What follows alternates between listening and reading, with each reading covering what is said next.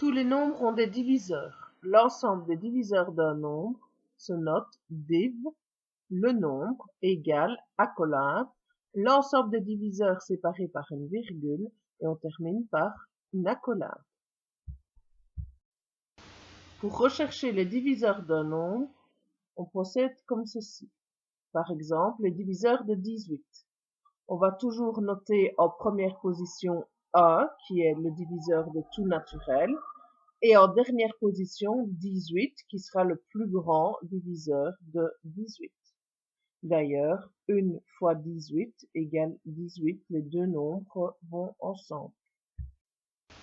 Après A, on essaye avec 2. 2 est bien un diviseur de 18.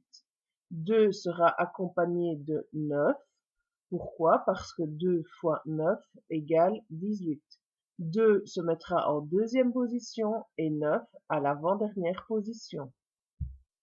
Après 2, nous essayons 3. 3 est bien également un diviseur de 18. Il va aller avec 6. Pourquoi? Parce que 3 fois 6 égale 18. Après, nous essayons avec 4. 4 n'est pas un diviseur de 18. Nous ne le mettrons pas dans la liste. Puis nous essayerons avec le naturel suivant, 5. 5 n'est pas un diviseur de 18, donc nous n'allons pas l'inscrire. Nous arrivons ensuite à 6, 6 qui est déjà inscrit dans la liste des diviseurs. Nous avons donc terminé notre liste. Quelques petites remarques pour les diviseurs. Comme cité précédemment, on sait que A est diviseur de tout naturel. A divise 15, car on peut dire que 1 fois 15 égale 15.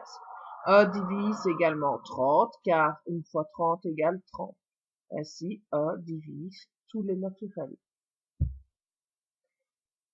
A est le seul diviseur de tous les naturels. Si nous mettons de côté 0, tous les naturels sont diviseurs d'eux-mêmes. Par exemple, 5 divise 5, 8 divise 8, 18 divise 18, etc. Lorsque l'on parle de diviseurs, il y a des expressions qui sont équivalentes. On peut dire 4 divise 12 ou 4 est un diviseur de 12. Cela veut dire la même chose. Il y a une particularité pour 0 car 0 ne divise aucun nombre.